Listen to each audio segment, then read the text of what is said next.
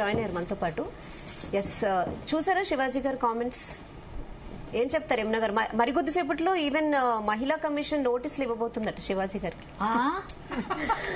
ఏం చెప్పదలుచుకున్నారు యమున గారు? నమస్తే అండి. This very unfortunate. ఎందుకంటే వారి అన్న ఉద్దేశం కరెక్ట్ అయినప్పటికీ భాష అనేది ఖచ్చితంగా వారు అదుపులో పెట్టుకోవాల్సిన అవసరం ఉంది. నేనేమంటానంటేనండి, ఈరోజు విమెన్ ఈజ్ వనరబుల్ అని మనం కొన్ని ఫీల్డ్స్లో ప్రత్యక్షంగా చూస్తున్నాం. నాకు తెలిసి ఇప్పుడు వారు ఒక సినీ ప్లాట్ఫామ్ మీద వారు అటువంటి ప్రసంగం చేశారు. మరి ఎందుకు మరి సినీ పెద్దలందరినీ ఇప్పుడు కూర్చోపెట్టి, మరీ ముఖ్యంగా ప్రొడ్యూసర్స్ కౌన్సిల్స్ ఇవన్నీ ఉన్నారు కదా, కూర్చోపెట్టి అయ్యా సాంప్రదాయంగా సినిమాలు తీయండి, ఆడవాళ్ళకి పూర్తిగా బట్టలు మేము ఇస్తాం కావాలంటే చాలా మంది ముందుకొస్తారు, మీ సినిమాలలో ఆడవాళ్ళకి చక్కగా బట్టలు వస్త్రధరణ అనేది మీరు, ఎందుకంటే అది ఐకన్. ఎవరైతే చూస్తారో మన అభిమానులు నటులు నటీనటులు ఎలా ఉంటున్నారో అది చూసి ఫాలో అయ్యే వాళ్ళే చాలా మంది, దే ఆర్ ఇన్ఫ్లుయెన్సర్స్. సో ఇక్కడ ఏంటంటేనండి, అతని ఒక ఆవేశం అర్థవంతమైనప్పటికీ కూడా వాడిన భాష ఎవరిని అంటున్నారైనా ఈ రోజుల్లో మీరు నేను కంట్రోల్ చేసే పరిస్థితిలో ఉన్నామండి. కంట్రోల్ చేసే పరిస్థితి దాటుతోంది. ఎందుకు దాటుతోంది?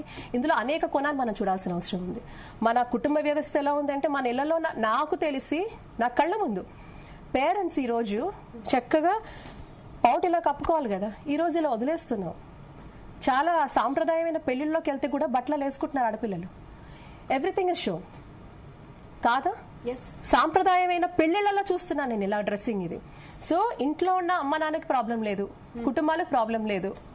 అంటే మన మైండ్ సెట్ ఎలా ఓవర్ పీరియడ్ ఆఫ్ టైం ఎలా మారిపోయింది అంటే దీని మోడర్నైజేషన్ అంటున్నారు. నేను మోడర్నైజేషన్ అనట్లేదు.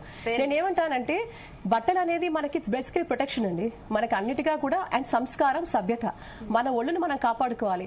మీరు విలువైన వస్తువులను దాన్ని తీసుకెళ్లి బయట పెట్టలేరు కదా. So it's all that. Basically నాగరికత అదే కదా. మన దేశంలోనే పుట్టిన నాగరికత, ప్రపంచ దేశాల్లో కాదు. ఈరోజు నాగరికత పుట్టిన దేశాల్లో నాగరికత మర్చిపోయి వ్యవహరిస్తున్నాం. ఈ దేశ నాగరికతను చూసి పాశ్చాత్య దేశాలు నేర్చుకున్నాయి, కానీ ఈరోజు అక్కడున్న వ్యవస్థను తీసుకొని మళ్ళీ మనకి అంటగట్టారు. సో ఇక్కడ మార్పు రావాల్సింది చూడాలంటే మార్పు మనలో రావాల్సిన అవసరం ఉంది. కానీ ఒక శివాజీ గారు లాంటి వారు ఒక యాక్టర్ గా ఉండి వారు ఈ రోజు సినీ పరిశ్రమ గురించే మాట్లాడుతున్నప్పుడు, సినీ పరిశ్రమలో ఈ రోజు ఒక్క ఐటమ్ సాంగ్ లేకుండా ఏదైనా అంటే చాలా రేర్ గా కొన్ని సినిమాలు వస్తున్నాయి, సోషల్ మెసేజ్ ఉన్న మూవీస్ కొన్ని వస్తున్నాయి. కానీ బట్ ఓవర్ మీరు చూసుకుంటే 10 సినిమాలలో కనీసం 60% అబౌవ్ సినిమాలలో మిర్చి మసాలా ఖచ్చితంగా కావాలి. ఆ మసాలా అంటే ఏంటి? మళ్ళీ అక్కడ ఆడది కనిపెడుతుంది. ఏ అమ్మాయి అయినా రండి నేను బట్టలు ఇప్పుకొని నటిస్తానని చెప్తుందండి. ఏ అమ్మాయి అయినా సిగ్గు లేకుండా అలా ఉంటారా? అమ్మాయిలు ఉంటారా? నాకు తెలిసి ఉండరండి. ఎంతటి దిగజాడుతనం అనేది ఏ ఆడపిల్లలో ఉండదు. పరిస్థితులు అది మనం గమనించాలి. అండ్ ఇంకొకటి ఏంటంటే, who is making women vulnerable అండి. ఆయన సినిమా గురించే మాట్లాడారు, మనం మిగతా జర్నలిస్ట్ చేయొద్దు.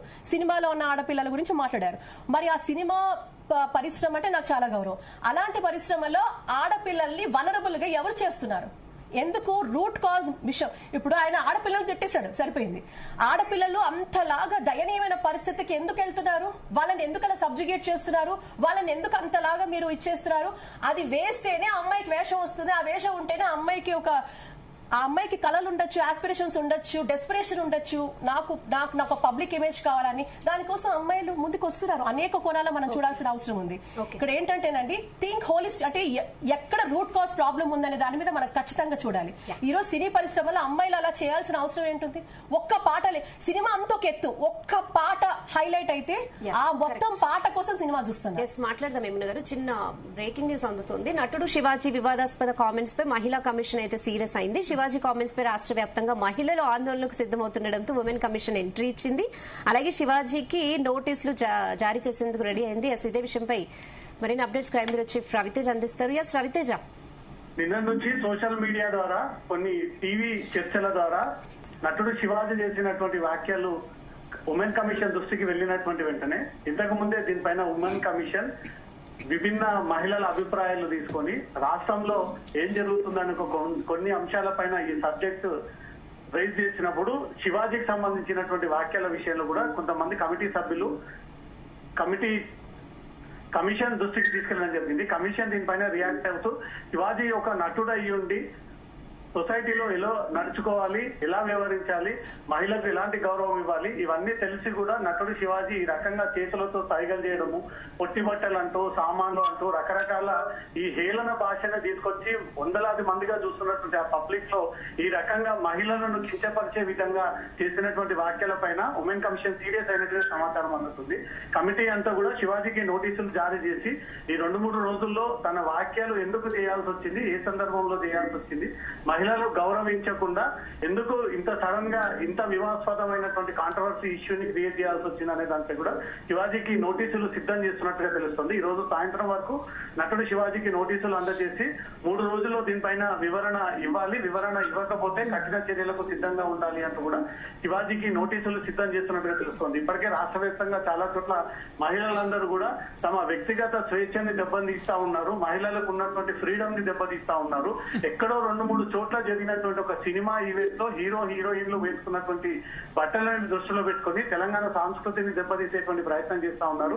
ఎక్కడ పండుగలు జరిగినా, ఎక్కడ ఈవెంట్స్ జరిగినా మాక్సిమం 95% మహిళలందరూ కూడా కట్టుబాట్లతోటి ముందుకెళ్తా ఉన్నారు. ఎక్కడో ఒక్కరిద్దరు చేసినటువంటి తప్పుని మొత్తం సభ్య సమాజాన్ని తప్పుపడే విధంగా శివాజీ చేసినటువంటి వ్యాఖ్యలపైనే మహిళా సంఘాలు తీవ్ర స్థాయిలో ఆందోళనకు సిద్ధమవుతున్నట్టుగా తెలుస్తోంది.